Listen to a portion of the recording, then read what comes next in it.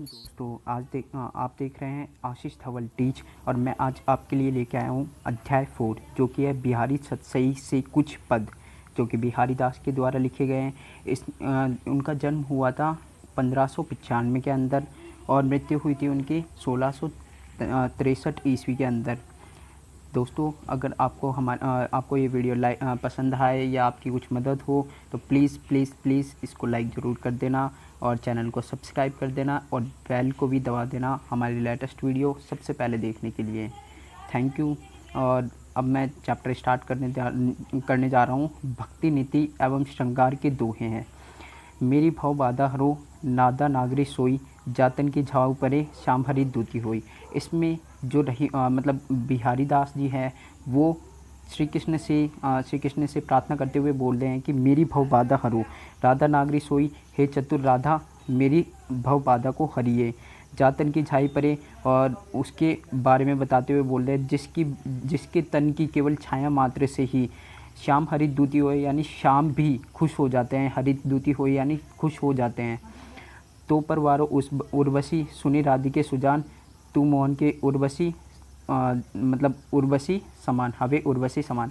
तो परवारो उर्वशी मतलब हे तो परवारो उर्वशी, ये सभी जो मतलब रहीमदास जी है वो दादाजी के बारे में कह रहे हैं। तो परवारो उर्वशी, ये जो पहला उर्वशी है ये आया है स्वर्ग की अप्सरा के बारे में।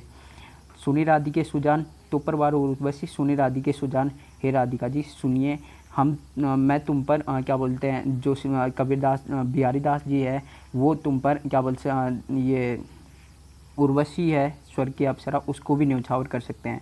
उसके बारे में बताते हुए कहते हैं कि तू मोहन के उर्वशी यानी आप मोहन के उर यानी हृदय में बसी हुई हो। यहाँ पे उर्वशी का मतलब है हृदय में बसी हुई हो। हवे उर्वशी समान जैसे कि हृदय का मतलब हृदय का आभूषण हो, मतलब हृदय के आभूषण के रूप में आप हृदय रूपी आभूषण के रूप में आप उनके हृदय में बसी हुई है। मतलब एक उर्वशी नामक आभूषण के समान आप उनके हृदय में बसी हुई हो और मैं आपके ऊपर उर्वशी नामक मतलब उर्वशी जो कि सर की अप्सरा है उसको भी न्यौछावर कर सकता हूँ। फिर बंधु भय का दीन के को तरियो डगराई, बंधु भय का दीन के को तरियो डगराई टूटे टूटे फिरत हो झूठे बिरत काई। तो बंधु भय का दीन के यानी आप जो श्री कृष्ण से मतलब श्री कृष्ण को उलाहना देते हुए कह रहे हैं कि आप किसके दीन बंधु हुए, मतलब आप किसके बंधु हुए, किसके भाई हुए। बंधु भाई का दीन के यानी किस दुखी के आप भाई हुए। को तरियो डगराई और किसका तो तुमने मतलब उद्धार किया। टूटे टूटे फिरत हो यानी मतलब टूटे टूटे फिरत हो झूठे बिरत काई, झूठ झूठ बोलते फिरते हो और झूठे बिरत काई मतलब झूठी बातें बोलते हो। टूटे टूटे फिरत हो मतलब हमारी तरफ उसके बिहारी की तरफ को भी देखते ही नहीं है। टूटे टूटे फिरत हो मतलब यही बोलते फिरते रहते हो और झूठे बिरत काई यानी झूठी झूठी बातें करते रहते हो कि मैंने बहुत सारे दीन बंधुओं का उद्धार कर दिया है। कब को टेरत दीन दत्त होत ना श्याम सहाय, तुमहु लागी जगत गुरु जगनायक जबकाई। कब को टेरत दीन दत्त, हे श्री कृष्ण जी मैं कब का दीन की रट में आपसे मतलब ये क्या बोलते हैं आपसे क्या आपसे मैं इतनी देर से दीन की रट में दीन के स्वर में जो दुखी लोग होते हैं उसके स्वर में आपसे मैं क्या बोलते हैं दीन के स्वर में मैं आपसे प्रार्थना कर रहा हूँ और कि मेरी मदद कीजिए, परंतु आप मेरी मदद नहीं कर रहे हैं। तुम लागे जगत गुरु। इसके बाद में बिहारी जी कहते हैं कि क्या मुझे लगता है तुम्हें भी लग गई है जगत गुरु यानी जगत के गुरु। जगनायक जब गाई, जगनायक जगबाई जगत के नायक जगबाई यानी क्या बोलते हैं जगत का उद्धार कर जगनायक जगबाई। मेरे को ऐसा लगता है कि तुम्हें भी है ना इस संसार की हवा लग चुकी है। तुम लागे जगत गुरु जगनायक जगबाई, इस जग की हवा लग चुकी है जो बेकार हवा लग चुकी है। या अनुरागी चित्त की गति ना समझे कोई, या अनुरागी चित्त की गति ना समझे कोई, जो जो बड़े श्याम रंग त्यो त्यो उज्ज्वल होए। श्री कृष्ण मतलब बिहारी अपने हृदय के बारे में बता रहे हैं जो कि श्री कृष्ण की भक्ति से लीन है। तो वो बता रहे हैं या अनुरागी चित्त की, जो बिहारी का जो हृदय है उसके मन की कोई गति यानी मतलब कोई उसको समझ नहीं सकता है। गति समझे ना कोई मतलब उसके कोई कार्य को या कोई उसको समझ नहीं सकता है। जो जो बड़े श्याम रंग, जैसे जैसे उस पर श्याम रंग बढ़ता है अर्थात काला रंग बढ़ता है, श्री कृष्ण का रंग चढ़ता है, तो उज्जवल होए, वैसे वैसे वह और भी उज्जवल होता जाता है, और भी ज़्यादा पवित्र होता जाता है। भजन कयो ताते भजो, भजन कयो ताते भजो, भजो न एक बार, दूरी भजन जाते कयो, सोतु भज्यो गंवार। भजन कयो ताते भजो, भजन कयो ताते भजो, भजो न एक बार, दूरी भजन जाते कयो, सोतु भज्यो गंवार। अब बिहारी जी अपने हृदय के बारे में कह रहे हैं कि मतलब जो अपना मन है उसके बारे में कह रहे हैं। भजन कयो ताते भजो, मैंने जिसका भजन करने के लिए बोला कि इसको भजो, भजो न एक बार, उसका तो तुमने भजन एक बार भी नहीं किया। दूरी भजन जाते कयो, और जिसको भजने से मना किया था अर्थात जिस चीज़ को करने के लिए मना किया था, सो तू भज्यो गंवार, वह अपने मन को गंवार बोलते हुए बोल रहे कि उसी को तूने जाके किया, अर्थात मैंने जो काम ना करने के लिए कहा था उसको तो तूने किया, और जो काम करने के लिए कहा था उसको तूने नहीं किया। तो अगला दोहा, अजो तरियोना ही रहियो श्रुति सेवत एक रंग, नाक बास बेसरी लयो बसी मुक्तन के संग। अजो तरियोना ही रहियो मतलब अभी तक तरियोना यानी कान का आभूषण ही रहियो रहा है, श्रुति सेवत एक रंग, श्रुति यानी सुनकर, सेवत और सेवा करके, एक रंग मतलब कान का आभूषण है वो, मतलब जो श्री कृष्ण है उनकी सेवा करते करते अभी भी कान का आभूषण ही बना हुआ है। और नाकबास बेसरी लयो, नाकबास जो आभूषण है उसने बेसरी, नाकबास बेसरी लयो बसी मुकदन के संग, नाकबास जो है उसने बेसरी यानी नाक का स्थान ले लिया है, बसी मुक, नाकबास बेसरी लयो, बेसरी जो आभूषण है उसने नाकबास, नाकबास यानी मतलब नाक रूपी स्वर्ग स्थान प्राप्त कर लिया है, बसी मुकुटन के संग यानी मुकुट मोती जो होते हैं उनके साथ में बस के बेसर ने नाकबास यानी नाक रूपी स्वर्ग का स्थान प्राप्त कर लिया है, नाक रूपी स्वर्ग का स्थान प्राप्त कर लिया है मुकुटों के संग बहकर बस कर। फिर उसके बाद में सगन कुंज छाया सुखद, सगन कुंज छाया सुखद, शीतल सुरभि शरीर समीर, मनु है जातु आजो वहे ऊही जमुना के तीर। सगन कुंज छाया सुखद मतलब सगन कुंज यानी जो घने वृक्ष होते हैं, कुंज के वृक्ष जो कि घने थे बहुत ज़्यादा, उनकी छाया सुखद यानी छाया बहुत अच्छी लगती थी। शीतल सुरभि समीर मतलब वहाँ पे बहने वाली जो यमुना है उससे चलकर आने वाली जो हवा थी वो भी सुरभि समीर यानी समीर यानी हवा, और शीतल यानी शीतल लगती थी, सुरभि समीर यानी ठंडी बहकर आने वाली जो हवा थी वो भी बहुत सुहावनी लगती थी। और मनु है जातु आजो वहे ऊही जमुना के तीर, ये गोपियाँ याद करती हुई बोल रही है कि मन आज भी वहीं चला जाता है, मनु हवे जातु आजो वहे, मन आज भी ऊही जमुना मतलब वही जमुना का जो तीर है उसके मतलब उसके वहाँ पे चला जाता है, आज भी वहाँ पे मन चला जाता है हमारा। और सोहत ओढ़े पीठ पतु शाम सलोने गाथ, मनो नीलमणि शैल पर आपत पर्यो प्रभात। सोहत ओढ़े पीठ पतु यानी श्री कृष्ण ने पीले वस्त्र मतलब ग्रहण कर रखे हैं मतलब पहन रखे हैं, तो सोवत ओढ़े पीठ पतु श्याम सलोने गाथ, और वो एकदम मतलब उन्होंने पीले कलर के वस्त्र पहन रखे हैं अर्थात पीताम्बर पहन रखे हैं, अपने श्याम सलोने गाथ यानी अपने श्याम यानी काले, सलोने यानी चमकीले जो गात यानी शरीर था, उनका सांवला जो चमकीला शरीर था उसके ऊपर उन्होंने पीले वस्त्र ओढ़ रखे हैं, सोवत ओढ़े पीठ पतु। और मनो श्याम सलोने गात मनो नीलमणि शैल पर, और उनको देखकर ऐसा लग रहा है कि जैसे मानो नीलमणि यानी नीलमणि के जो पर्वत है उसके ऊपर आपत पर्यो प्रभात, उसके ऊपर जो प्रभात यानी जो भोर का समय है वो हो गया है अर्थात सुबह सुबह की रोशनी आ गई है, ऐसा कुछ लग रहा है श्री कृष्ण को देखकर। और इही आस अटक क्यों रहतूँ, इसी आस से अटका हुआ रहता है अली गुलाब के मूल, यानी अली यानी जो भंवरा होता है वो गुलाब के मूल यानी गुलाब के जो मूल यानी जड़ होती है, उस जड़ या फिर तना बोल सकते हैं अपन, उसके ऊपर हवे वे है फेरी बसंत ऋतु, और बसंत ऋतु को फिर से हवे फिर बसंत ऋतु इन्हीं डारनवे फूल, मतलब इन्हीं डालों के ऊपर वसंत ऋतु वापस आने वाली है। और यही सोचकर वो जो भंवरा होता है वो वहीं पर लटका रहता है अर्थात वहीं पे रहता है शाखा के ऊपर। और को छुट्यो इह जाल परी कत कुरंग अगुलात, जो जो शुद्धि भज्यो चाहे तो थे उर्जत जात। को छुट्यो इह जाल परी यानी कौन छूट चुका है अब तक, इस यही जाल पर यानी इस जाल पर से, कद कुरंग अकुलात यानी बहुत सारे प्रयास करके भी। जो जो सूरजी भैजो जात, जैसे जैसे वो मतलब सुलझने का प्रयास करता है तो उलझ जात, और वैसे वैसे ही वह उलझता जाता है। ये हुई हिरण को देख के कह रहे हैं, मतलब वो कोशिश कर रहा था मतलब बाहर निकलने की, लेकिन जैसे जैसे वो उलझ रहा था, मतलब जैसे जैसे बाहर निकलने की कोशिश कर रहा था वो और ज़्यादा उलझता जा रहा था। बरसत लालच लाल की मंडली धुल्ली लुकाई, सोह करे भौनु ऐसे देन कहे नट जाई। बरसत लालच यानी मतलब श्री कृष्ण की बातों से एकदम मतलब बहुत मीठी थी, तो उनकी बातों से मतलब उनकी बातों को सुनने के लालच में आके लाल की मुरली धरी लुकाई, यानी श्री कृष्ण की सुनने के लालच में उन्होंने श्री कृष्ण की जो मुरली थी उसको छुपा कर रख दिया। फिर सौ करे भौनु ऐसे सौ दे मतलब सौगंध दे सौगंध देकर बोलती है कि मतलब सौगंध खाकर बोलती है, और भौनु ऐसे देन करे नट जाई। सौगंध खाती है और क्या बोलते हैं देने मतलब भौनु ऐसे आंखों ही आंखों से हंसने लग जाती है, और देन कहे नट जाई, जैसे श्री कृष्ण मांगते हैं तो मना कर देती है। नाची अचानक ही उठे बिनु पावस बनमोर, जानती हो नंदित करे यह दिशि नंद किशोर। नाची हो अचानक ही उठे, नाची हो अचानक ही उठे मतलब जब क्या बोलते हैं श्री कृष्ण जी अलग एक दिन मतलब एक दिन इन्हें क्या बोलते हैं गोपियों ने देखा कि सारे के सारे मोर थे वो अचानक ही नाचने लग गए हैं। बिनु पावस बन मोर यानी बिना किसी जो वसंत ऋतु आती है उसके, बिना किसी पावस के, जानती हो नंदित करे। और मतलब एक गोपी दूसरी गोपी से कहती है कि ऐसा लगता है कि यह मतलब उसे ऐसा लगता है कि यह दिशि नंद किशोर, शायद है ना क्या बोलते हैं जो नंद किशोर यानी जो श्री कृष्ण जी हैं वो वन भ्रमण के लिए निकले हैं।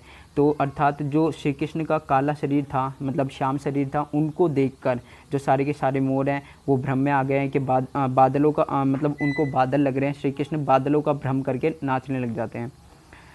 फिर लिखन बैठी जाके छवि, गही गही गर्भ गरुड़, भयानक थी जगत के चतुर छितेरे चूर। इसमें कवि मतलब कबीरदास जी ने बताया है कि लिखन बेटी छाग की छवि, मतलब जिसकी छवि यानी जिसका चित्र बनाने शहर के मतलब बड़े बड़े चित्रकार बैठे, गई गई गर्भ गरुड़ मतलब जो दादाजी है ना उनका चित्र बनाने के लिए बड़े बड़े चित्रकार आए।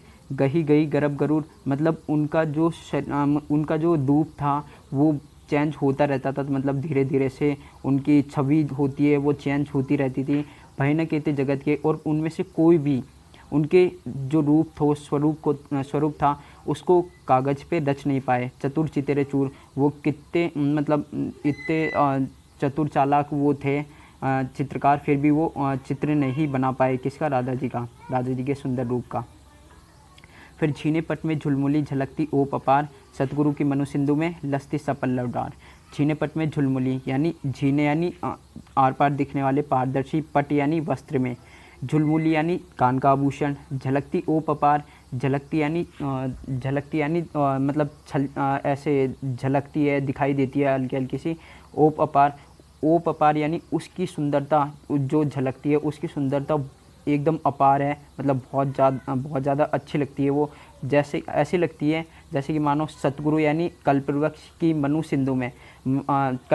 मनु सिंधु में लस्ती सपल्लव डार, जैसे कि सागर के अंदर बीचों बीच में।